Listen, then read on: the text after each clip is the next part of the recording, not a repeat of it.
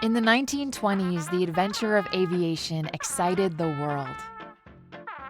Less than 20 years after the invention of flight, barnstormers crisscrossed the United States, and pioneers made flights of the impossible. It was against this backdrop that in 1929, the world experienced something new. That year was the first time women pilots would participate in an air race across America. Though equally skilled as the male pilots, women were not welcome to participate in men's air racing until there was finally a race to call their own. Nicknamed the Powder Puff Derby, the race ran for days across the U.S. Enduring lack of sleep, navigational challenges, sabotage, and even death, these brave women set the stage for great things to come.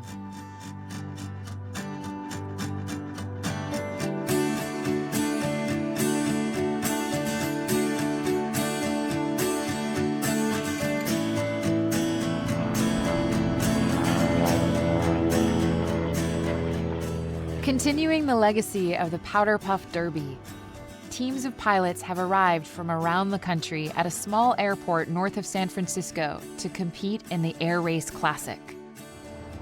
The Air Race Classic is a very unique, all-women's cross-country air race. In some form or fashion, it's been going on since 1929. So it's really neat to be participating in something that's all women pilots racing. Our mission is to uphold the legacy of air racing, all women's air racing, back from the Powder Puff in 1929 right up through now. Right now, we're the longest running air race in the United States.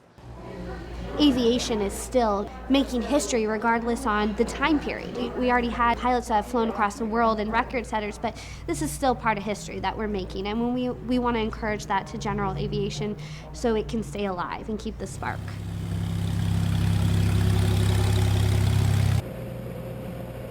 While the female pilots of today can build on their own rich history of air racing, that hasn't always been the case. In the early 20th century, a woman wanting to fly challenged society's notion of what women could and should achieve.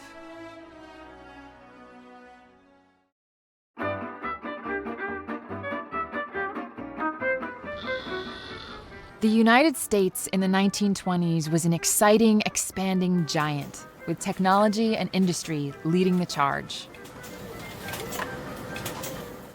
Thanks to a growing airline industry and daring record setters, America was enamored with the airplane. Barnstormers and wing walkers traveled around the country bringing aviation to rural locations, while air shows and air derbies attracted huge crowds, highlighting technological developments in air transport and thrilling the crowd with aerobatic performances. It was a swinging party that women, for the most part, were not invited to. Flying represented freedom and adventure, not something that was expected to come from women. In 1929, there were roughly 9,000 licensed pilots in the United States. Of that number, less than 120 were women. It was very unusual for women to be flying. Women weren't expected to fly. There were very few women that had had their pilot's license at that time, even though the first woman received her pilot's license in the U.S. in 1911. It was still a very, very small group. If you think about 1929, women hadn't even had the right to vote for very long. While the percentage of female pilots was low, their talent and adventurous spirit was equal in every way. The idea that a woman would take off and be adventurous enough to make a flight is telling in itself of the type of women that these were. They weren't going to be stuck doing what was traditionally thought that women should do, and they had ideas above and beyond of what women could accomplish. They were slowly infiltrating the world of aviation, but there was one event that forbid women to participate: air racing.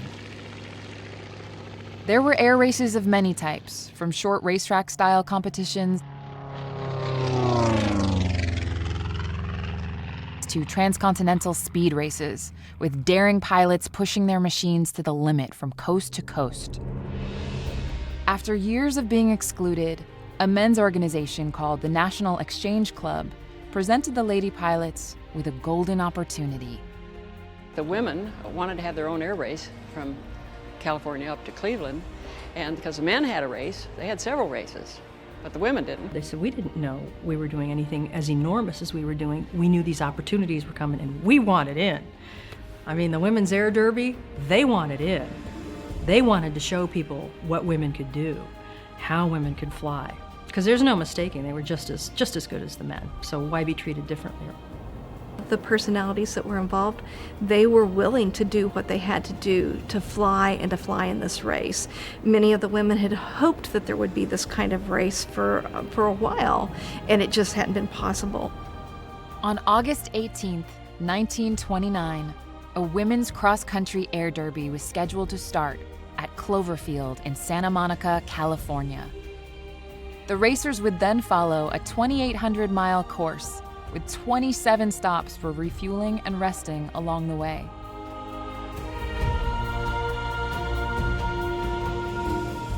The finish line would be at the biggest aviation event of the time, the National Air Races in Cleveland, Ohio, where they were soon to make history.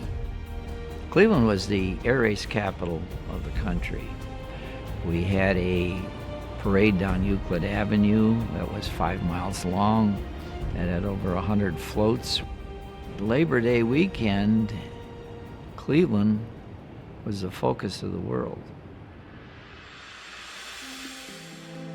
While the women pilots were ready to jump on their opportunity, the aviation industry was ready to capitalize on the publicity as well. They decided that they would have this as a little special attraction to open up the Cleveland Air Races that year.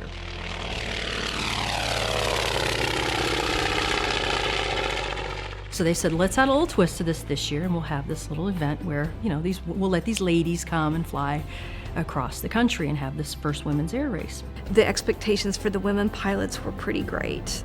The standard was high for how well they could fly the planes and what they were expected to do in the promotion of aviation because of the race. Part of the aviation push was to get more people flying in general. And so they thought, well, if women are able to fly, anybody can fly. And that they thought that that would kind of add to aviation enthusiasm at large. And I think that it worked pretty well as a marketing tool for aviation. The newspapers helped with this promotion by adopting the famous nickname, the Powder Puff Derby, after famed comedian Will Rogers jokingly observed the gals on the field, further contrasting them from their male counterparts. Will Rogers was funny, and whenever they'd have an interview with the newspaper, they'd powder their nose, before they'd have their picture taken, and he said, "Looks like a Powder Puff Derby to me." So that's how it got its name, Powder Puff Derby. With all the attention attracted by these female aviators, not all of the media response was positive. The editors of the newspapers really got on these ladies and saying, you ladies should be home in the kitchen preparing dinner for your family instead of sitting in an airplane. In spite of winning a chance to show their talents, the struggle for equality produced added challenges for these pilots. One of the things that came up when they were deciding the rules on the race officials had said, maybe you ought to travel with a mechanic. And the women were very adamant that they didn't want to. They wanted to prove themselves as pilots. They didn't want any women to enter the race and have a male mechanic that would actually fly the plane or anything. They wanted to do it on their own. So not only did they have to be the pilots, but they served as their own mechanics as well. They were in charge of their own destiny at that point. Over 85 years after the first race, the tradition of the original Powder Puff Derby carries on today as the Air Race Classic. Women pilots are still motivated to come together and share their common love of flight and to hone their aviator skills along the way. The race route changes every year and has covered nearly all of the continental United States, giving the racers a new challenge every race. This year's course cuts through several states across the country, ending in New Cumberland, Pennsylvania. Right now, we've got 48 teams going. It's about 110 flyers, because many of the teams have a teammate that's in the back seat, either feeding them, giving them water, handing them apples, or taking pictures. And we go from place to place and just have a ball. Starting in Concord, California, the 2014 air race teams gather to compete, and each one hopes to end up in the winner's circle. We have everything from student pilots all the way up to the professional ATP-rated pilots for the major airlines. For the most part, though, it's private pilots and a lot of ladies that have their certified flight instructor rating. A lot of the teams are mixed between someone with not as much experience and someone with a little more flying experience, and that just helps to nurture along and bring in new racers as well. So it's great to see the dichotomy of skill set that comes out for this race. Many teams, like Race Team 12, are seasoned racers that have multiple races under their belt.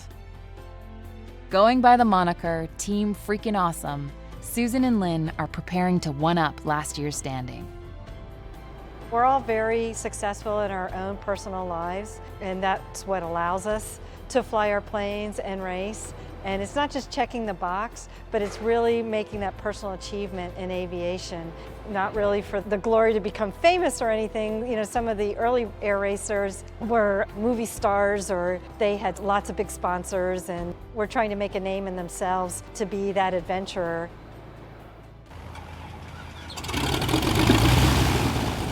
For us, I think it's more of personal goals in aviation and just proving that we can do it. The first time I did the race, my race partner and I learned an enormous amount. So you're not told what to do, but you get that experience and you say, oh yeah, that would have been better if we did this or did that. But it's such an exciting feeling. Then you want to go back and do it again. Okay, I can do better. The Air Race Classic creates fellowship between the pilots throughout the race.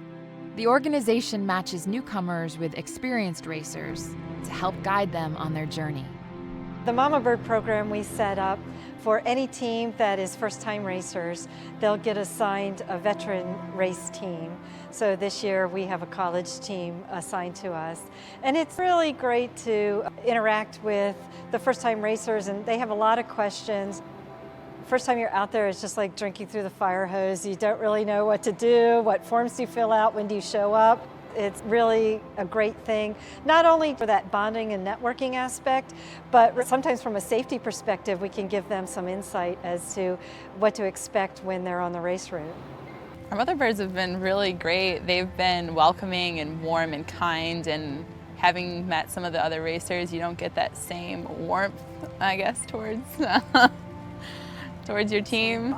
Yeah.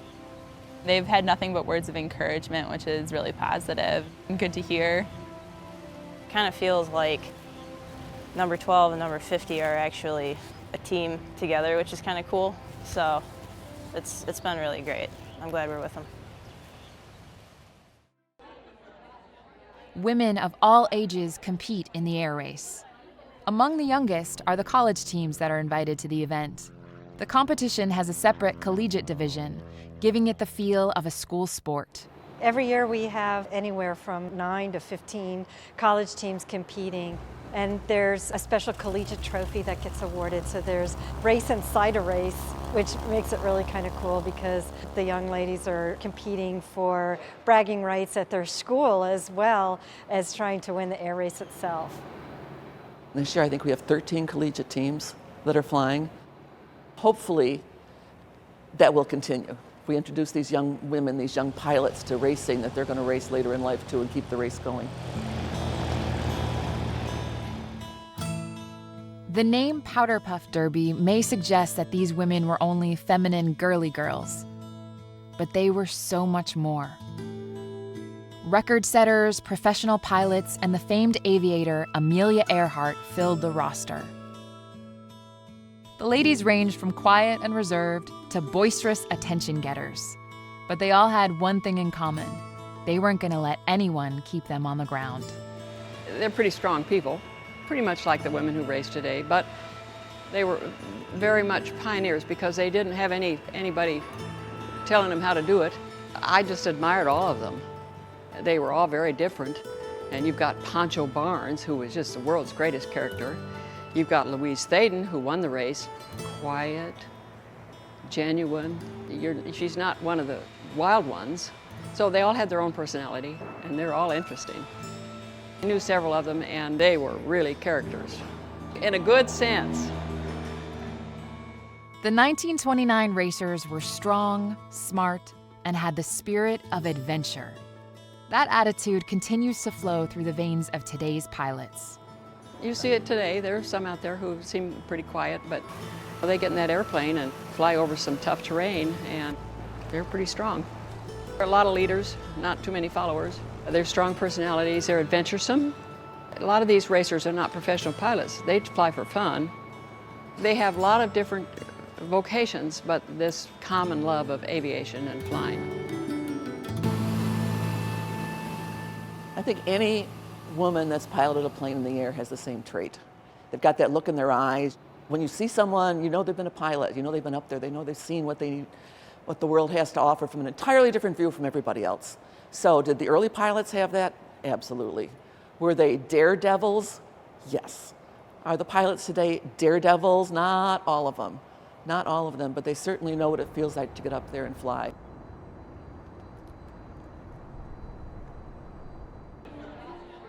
The air racers enjoy showing off their team spirit. With plenty to go around, they celebrate this unique piece of history. We try to represent that in everything that we wear. We only wear polka dots a certain time of year, as Zia says. That's what we bring to the race. We dress up like Rosie the Riveter when we're racing. During the briefings and stuff like that, we like to bring a little Amelia in this. It makes it more fun for us, and it makes it, we hope, fun for the other racers. Yes, it's a modern race, but we appreciate the history of it as well. Absolutely. A lot of us do wear similar outfits, and we call them our uniforms. And the school teams may be wearing their school colors because the school does have a uniform, and we've built our own kind of race team uniforms, and it creates that bonding, that real team spirit. It's just another bonding experience to say, what are we going to wear today? To participate in the Air Race Classic, teams must abide by not just FAA regulations, but an extensive list of race rules. The mantra is read the rules, read them again, and then read them again. They'll beat that into us during our briefings because it is important, because it is a race, and we are getting waivers for doing low-level flybys at airports, and there's a lot of high-volume activity where planes might be close to each other. You really need to know what the rules are, and sometimes that is what can make or break your placing in the race. Things that when you're in the heat of the moment, you might not think about. So it's just some of those basic rules that can catch you up, get you some penalties, and put you down a few places. Welcome to the 38th running of the All-Women's Air Race Classic. Over the course of 2 days, the Air Race Classic officials prep over 50 race teams at pilot briefings, covering regulations, navigation technology, and what to expect on the race, so the participants can get to the finish line safely. You're going to learn a lot about your airplane, your teammates, yourself. By the time you get to Pennsylvania, you're going to become a real team, laughing and crying about all the things that you did, and having stories to tell for the rest of your life. While the original Women's Air Derby was won by the first to cross the finish line, the Air Race Classic operates on a handicap system. The difference between today's race and the 1929 race was that the 1929 race was a flat-out speed race. So a lot of the gals had the same planes, and some of the manufacturers in those early races actually gave the planes to the racers because they wanted to prove that they had the best plane for sales reasons. Since the Powder Puff changed over to the All-Women's Transcontinental Air Race, it's been handicapped. We take every airplane up and fly it around a closed course in specific conditions at a certain altitude to find out what its best power, best speed can be. So we start out on an even plane. The way the score is calculated is how much over that handicap, say your handicap's 120 knots. If you can do 124 knots, your score on that leg is a +4.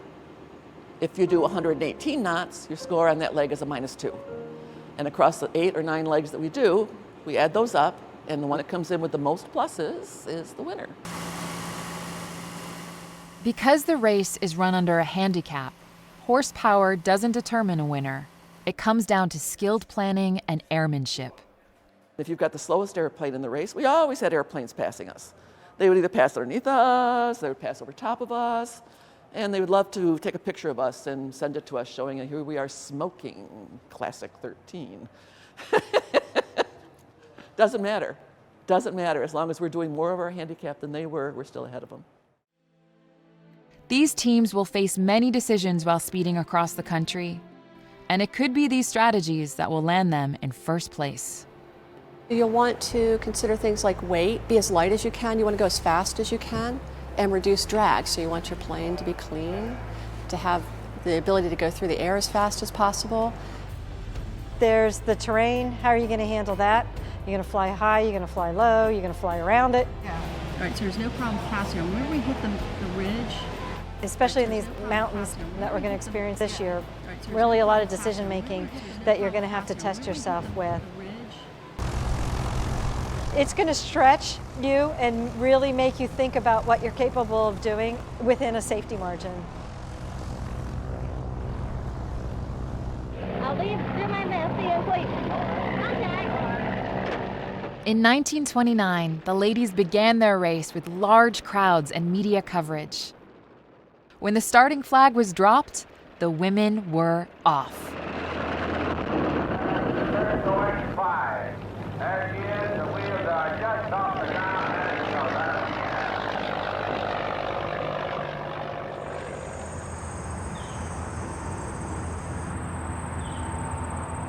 For the participants, the excitement of race day is no different now than it was back then.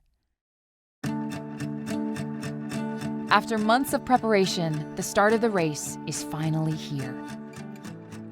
Teams pack up their minimal belongings, go through their pre-flight rituals, and recheck their checklists before engines start up.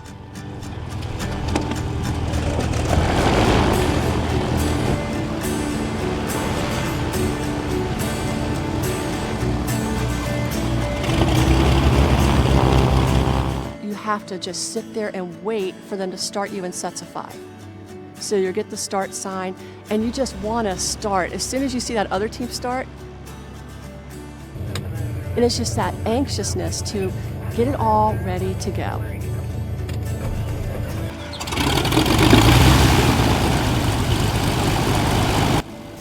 Concord ground, Classic Racer 12 ready to taxi with Victor.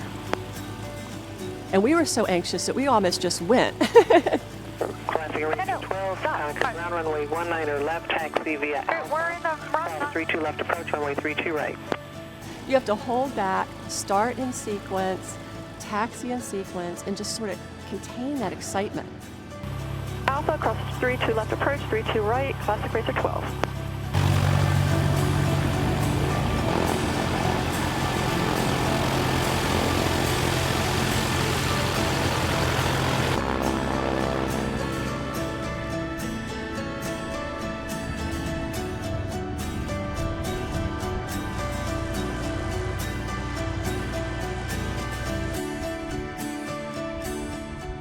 And then you're on the runway and you're ready to take off.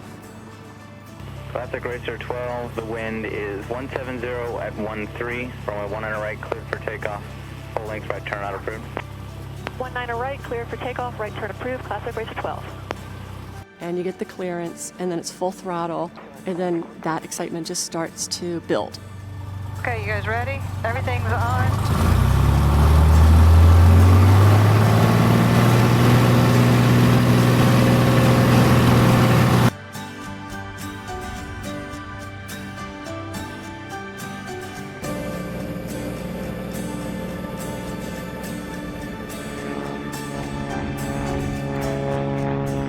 I think that's the most exciting part because you're launching one after the other and then you're making that turn on course. and you're starting to see the traffic show up on your screen before you see them in the air, and the planes are just all over the place. So you have that pack that's taking off, and that's so fun. You know, that's when it's crazy and we did have our traffic working because we were inside some airspace where we could get that.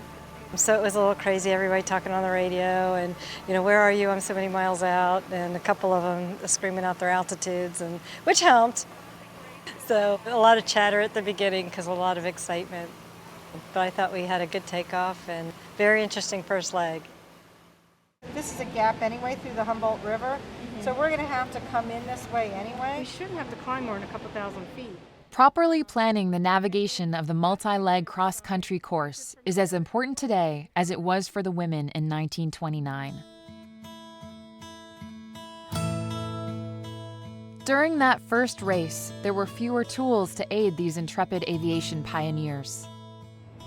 Navigational aids were virtually non-existent. They were using Rand McNally road maps and following railroads, and several of them drifted over and made emergency landings in Mexico and got into some kind of trouble, like having their airplane confiscated. It wasn't a good thing. It was one of the dangers that they faced. The 1920s, 1930s, roads weren't all that common. There wasn't an interstate road system. Road maps weren't that great. There were some road maps, but they didn't have everything on them. They hadn't really been built to see things from the air, so you're reading a road map, trying to figure out where you're going, and you're dead reckoning half the time.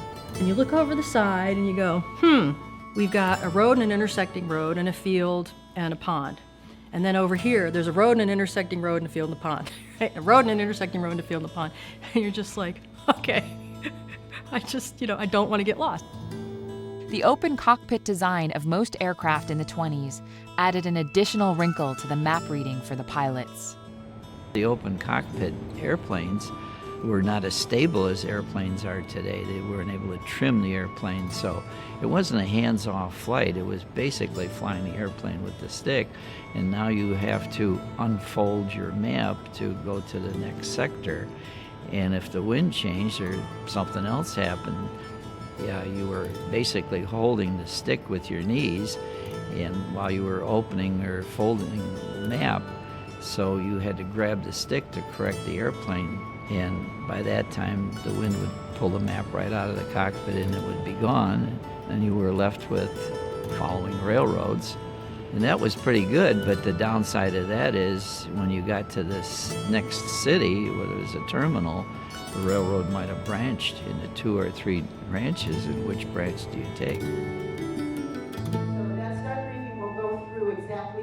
Today's racers have a different navigational experience. Sense to come this way would probably make sense. One of detailed planning and heavy reliance on state-of-the-art technology. We have so much technology in the cockpit, even planes that are racing that may be vintage planes or older planes. Somebody's got an iPad in there or a portable GPS. We are actually not carrying paper charts this year. We've got a G1000 or a glass cockpit in our aircraft, so all of the gauges are digital. We have our standby instruments, in which a few of the airplanes in 1929 had on them, but it has changed significantly, almost to the point where I feel like I'm cheating. It's very different Keeping now. up with the new technology is another story, so there's constantly new buttons and new pages to look through. We don't want to have to climb much because you don't get any advantage. Even with all the gadgets, there are things about navigating an aircraft that remain the same. On the way to Iowa City, we were literally following a road to find an airport, and we kind of had our route. We said, okay, well, we're just going to follow this road. It really is the way that they were doing it before. You can have all the electronic equipment in a plane that money can buy, but you really need to look outside and look down and see what's on the ground and kind of get your setting and be familiar with what's around you. That was really kind of cool, though, to be right along the road like that. To calculate the speed and timing of each air racer, the pilots must fly across the timing lines at the departing airport and the arriving airport, where volunteers wait on the ground ready to click their stopwatch. One of the most crucial parts of this air race is the flybys. You're 300 feet above the ground, 200 feet above the ground, and you're going as fast as you can over a congested area at times. Flyby is the exciting part of the race. All right, you come screaming into an airport. You call 5 miles out. Classic racer 13, 5 miles out, flyby to land. And they're not answering you because it would be too cluttered. Approaching call 1 mile out, line up, flyby, winds level, over runway 17. You're just hoping that they're getting that information. So over the end of the runway, you go Classic 13 over the runway, flyby to land. And you go down there and you watch where the line is, and then come in and land. So we do 9 of those across the country. The flybys are what I always looked forward to because they were exciting, they were fast, you felt you were racing. Because when you're in the air, you don't necessarily feel you're racing unless there's another airplane coming near you. Elko traffic, Classic Racer 12, 5 miles out, departure flyby.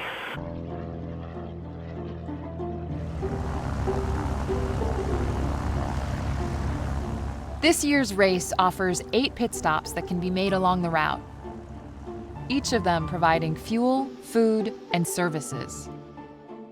They can be either a much-needed rest or rushing around to get back in the air. So you have to get fuel. You have to know how much fuel do you want to get in each tank, fill out slips for that. You have to run off and find somebody to sign a remain overnight list. In case you do need to stay, you want to be the first or as close to the top of that list as possible. You'll need to check weather and plan for your next route. And then it depends on what your strategy is, what else you need to go into on the ground. And we literally know when that plane shuts down who's going to jump out and go where with what. And then we just fight over who gets to go to the bathroom first. The 1929 Derby racers had a more social experience during their breaks in the race, required to attend parties at each and every overnight stop. They would land their planes in the afternoon. They had to change their clothes, get on their pretty dresses, and go and have these banquets with people in the aircraft industry and politicians. And they've got, big white around their eyes where their goggles have set, and their faces are tanned, and their arms are tanned partway down. So undoubtedly, they looked of interest, but I don't think they cared. They were just happy to be flying. They were very, very happy that they participated. And because they were in charge of being their own mechanical team as well, it kind of interrupted their sleep. It interrupted their ability to care for their planes because they had the social obligations of pushing aviation as part of this race. After the original race began, the initial excitement of launch gave way to the serious business of flying across the varied terrain of the country, with only yourself to rely on. Many of the stories had to do with stick-to-itness, and you get yourself in a jam, you got to get yourself out of a jam because nobody's going to do it for you. These women had to be prepared to take care of their aircraft by themselves, so they really had to know the characteristics of how to fly it, how not to push it too hard, too fast, how to get the most out of the fuel that they had because they're flying over some horrible desert alone, a couple gallons of water, and that's it. They've got to make it to the checkpoints and to these airports. So a lot of accountability that you have to take for yourself in knowing your equipment, knowing how to work on it, knowing how to fix it, knowing how to fly it, and then knowing how to navigate, amongst all of that. Not only did the women of 1929 deal with natural adversity, but the specter of sabotage loomed over the racers. There were reports of sabotage. Thea Reich received a telegram warning her to be careful. And when some of the incidents happened, you had to question whether they were just stupid mistakes or they were intended. Blanche Noyes had a fire in her aircraft, which caused her to land the aircraft. Apparently, one of the mechanics dropped a cigarette in the compartment behind her where her extra clothing was, and it was smoldering for quite a while. When she discovered that she in fact had a fire, she landed the aircraft. So she physically reached in and grabbed the smoldering clothing, dumped it on it, and started dumping sand on it from the ground to put the fire out. Now, was that just a dumb accident, or could that have been sabotage? I don't know. Years later, racer Louise Thaden spoke to her family about the rumors of sabotage. I remember hearing about sabotage, and oh, there was all this sabotage. People were trying to stop the race.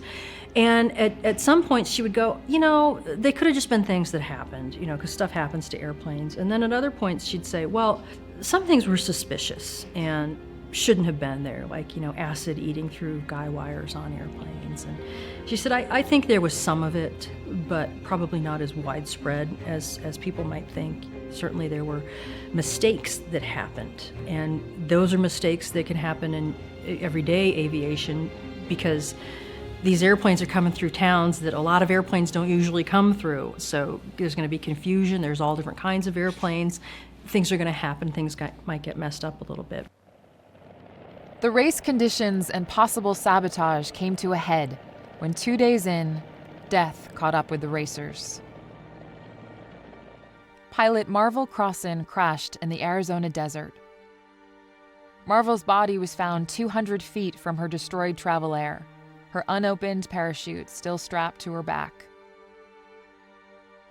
While sabotage was suggested by both the media and the other racers, no evidence to support wrongdoing was ever found. Another theory was suggested that Marvel had succumbed to carbon monoxide poisoning. Even though the aircraft she flew was open cockpit, being poisoned by one's own engine was not unheard of. In fact, fellow racer Louise Thaden experienced this, forcing her to make an emergency landing en route to the starting line in Santa Monica. The racers, while mourning the loss of their friend, felt they would honor Marvel the best way they knew how, by finishing the race. As for Marvel, like many of her fellow flyers, the dangers were understood. Earlier in her flying career, Marvel had written, "Every flyer would rather go with her plane instead of a more lingering way. Just think of the thrill of making immediate contact with the spiritual, while doing the thing that one loves to do most." In the 21st century, such things as sabotage are a thing of the past. The Air Race Classic crews, however, are not without their own concerns. Racers must do their homework to keep the experience fun and safe. You have 4 days to complete the race, and they do build in a buffer for weather, and I think just about every year there is some weather delay somewhere. Most of the racers can finish in 3 days.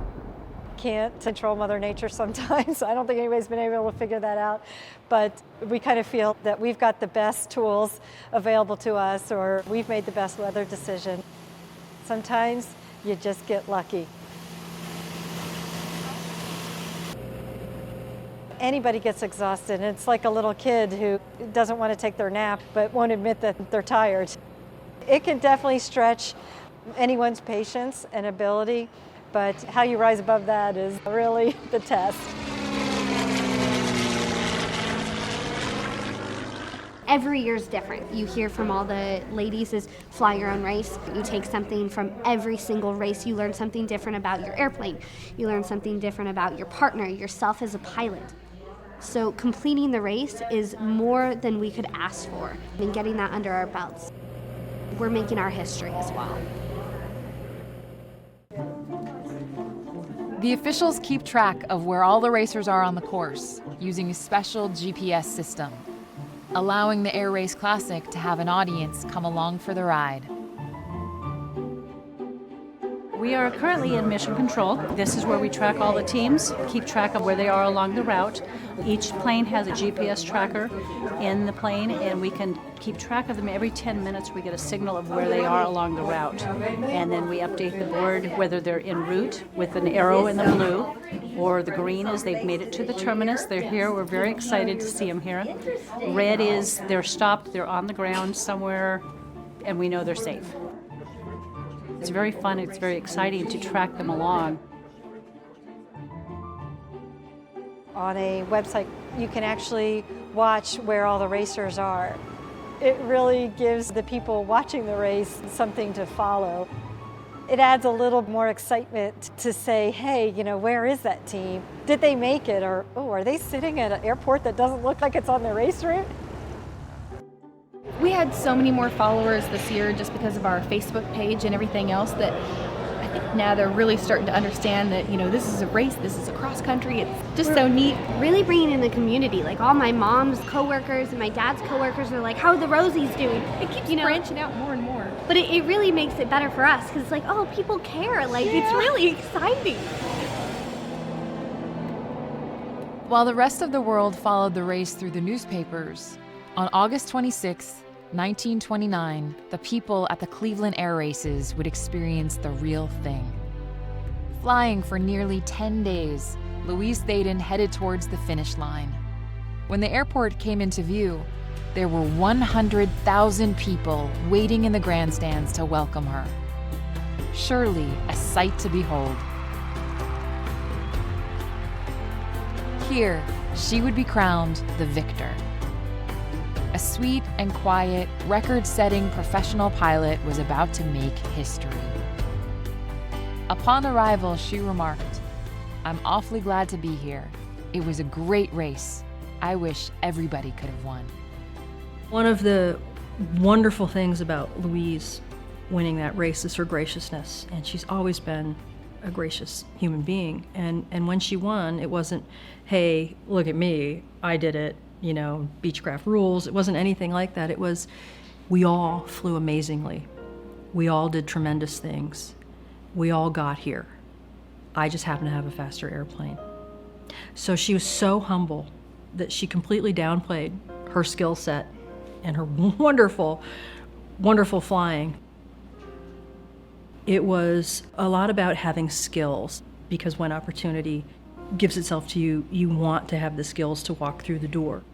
And so with the Derby, one of the things was you had to have so many hours. You had to be a pilot to be in it, and that was something that she had and she could do. So that when the opportunity came up, she could grasp onto it and take it. After flying over 2,400 miles from the West Coast to the East, the air racers flew over 13 states and crossed terrains of all sorts, from mountains and valleys to plains and farms, experiencing the weather of all the seasons in the month of June, to finally land in New Cumberland, Pennsylvania at the finish line. Compared with the roaring crowds at the Cleveland National Air Races, the ladies flying the Air Race Classic have a much quieter entrance. Midfield, turn right at Foxtrot, taxi straight toward the tower. Foxtrot to the tower, not Classic Racer 12. There's not a grandstand full of people cheering us on, but it's still great to see some familiar faces. That's great, good for you. At least I know a lot of the ladies that are here working at the finish, and it's great to walk into the reception area and turn in your keys and do all that. Even though each racer has a different experience, they all understand the challenges and the adventure that every team goes through. You kind of need to calm down a little bit after so many hours of flying like that and over some bumps over these hills. We were pretty rattled by the time we got to turn the corner here to come into Capital City, so it's actually nice to be a little calm and quiet right now. The mountains were new for us, and despite some training and planning, you never know how that worked out, so that was new. And the whole race was, for us, bumpy. This is gonna suck. Traffic, Classic Racer 12, approaching flyby to land Capital City. 700 over the runway if you can. Over the runway. 700. 700 and time. It was like a popcorn bag coming in here. My phone almost smacked me in my face at least twice. I looked at Em and I'm like, okay, we're good, we got this. But it was bumpy as heck getting in here. So the thing about this race is it is absolutely an emotional roller coaster. You're going to have highs, lows, you're tired, you're hungry, you eat something, you're better, you've got excitement, then you're deflated, and the whole thing has that cycle. And I wonder what the early air racers felt. There's only one of them in the plane, they're not arguing with themselves, but they still had to go through the same ups and downs. It's not just one person or the other person, it's you together working as a team. It's all the time.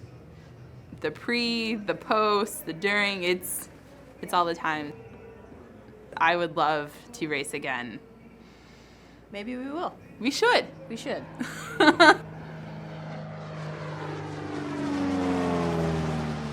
Every year, air race teams have to deal with the fickleness of Mother Nature. This race is no different. Though the race is always run in the month of June, this year some teams were held up at race stops in Elko, Nevada and Pinedale, Wyoming, socked in by snow and unable to fly through the mountains. Because the rules state that this is a VFR, or Visual Flight Rules race, teams are not allowed to fly through clouds or when they can't see the ground, making complications like snow and weather conditions problematic to finishing the race on time. The only thing predictable about the weather is that it was unpredictable. Just looking at it, it became evident that you weren't going to be capable of being particular.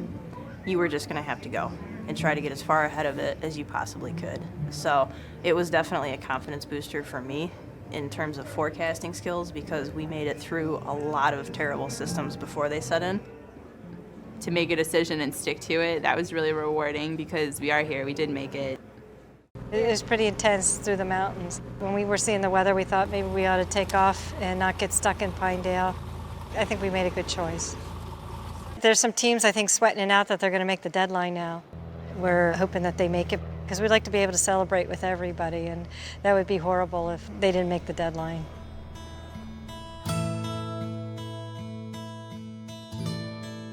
After all that effort, 15 teams did not make it across the finish line in time, eliminating them from the race. Though there is disappointment, all the racers are happy to have been able to compete, to spend time with fellow pilots, and to learn something new about their aviation skills. The spirit of the race, it has that steep tradition, and just being involved with something that so many other women are doing that means so much. Such a unique circle of friends and tight circle of friends that we really, really bond very quickly, and it's so much fun to get together with them every year.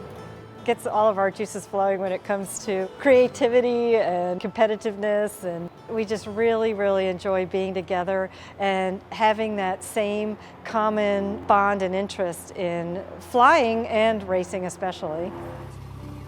Competitions usually bring the desire to be the best and win over all else, driving the players of the game to cheer themselves on and hope that their competitors fall by the wayside.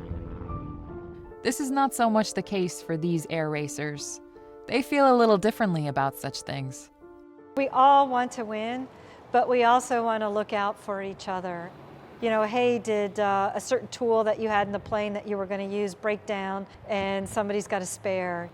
Is the weather closing in? And you may even get a radio call from a friend up front that says, hey, I made it through, it was clear 10 minutes ago. We want to promote the air race as being a fun and safe and very, very unique sport for other people to watch and follow. With the race deadline expired and the arrival of most of the aircraft, the participants must patiently wait while the top team's planes are re-inspected before the judges tally the final scores. Obviously, you flew a lot faster than everyone else, and they want to make sure that that is congruent with your first handicap speed. So it's kind of exciting, but this is probably the most nerve-wracking part of the entire race. We know that we did not get top 10 because we would have gotten a call. So that is kind of a bummer. You expect to do this and do very well. Now we're second guessing what our decisions are. And we won't know until we see the results, but we will dissect it and see like who did well on this leg and how did we do on other legs. So we just want to understand like how did we get to be number one next year.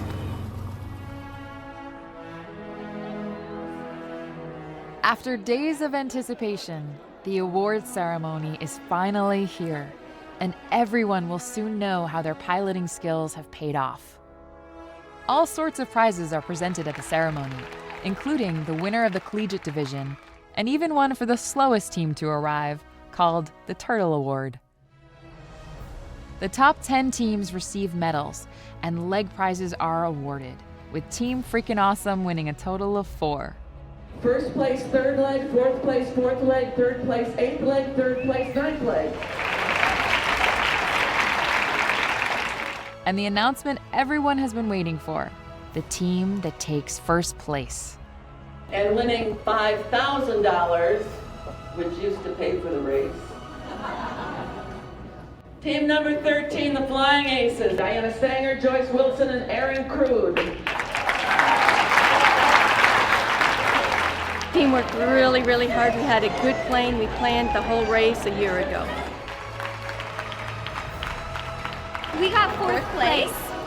Leads the charm, classic number 3, the Racing Rosies, Emily Arroyo. And we won the Miss Congeniality Award, so that was really Third exciting. time in a row. One of our main goals is to have fun with this race and make other people have fun. It's so many emotions. It's exciting, it's stressful. Absolutely. You don't know what to expect, but when it comes down to it, it's the best feeling I've ever had.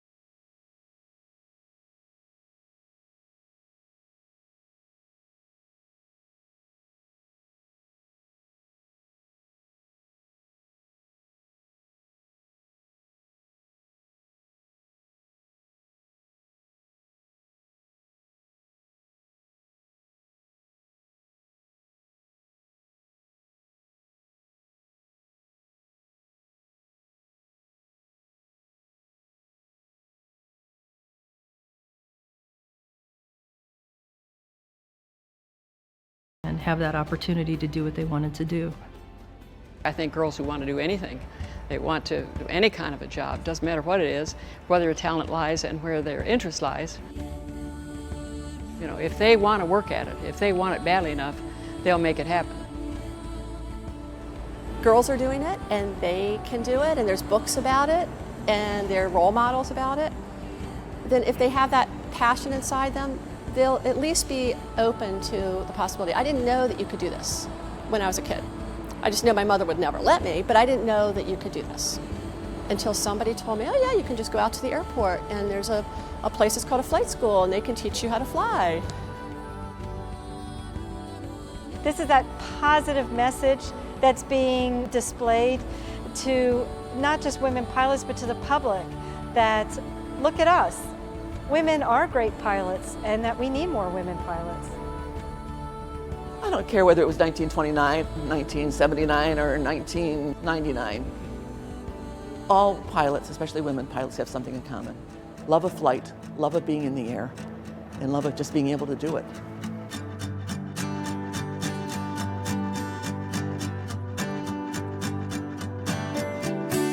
Nearly 90 years ago, the Women's Air Derby started a tradition that would carry on today as the Air Race Classic.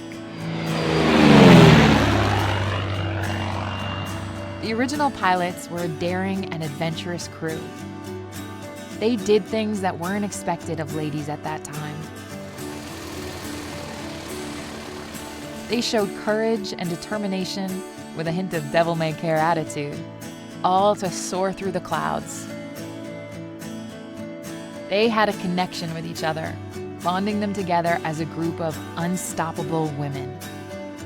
They knew the race had a higher purpose, a greater good, to show the world that women could fly.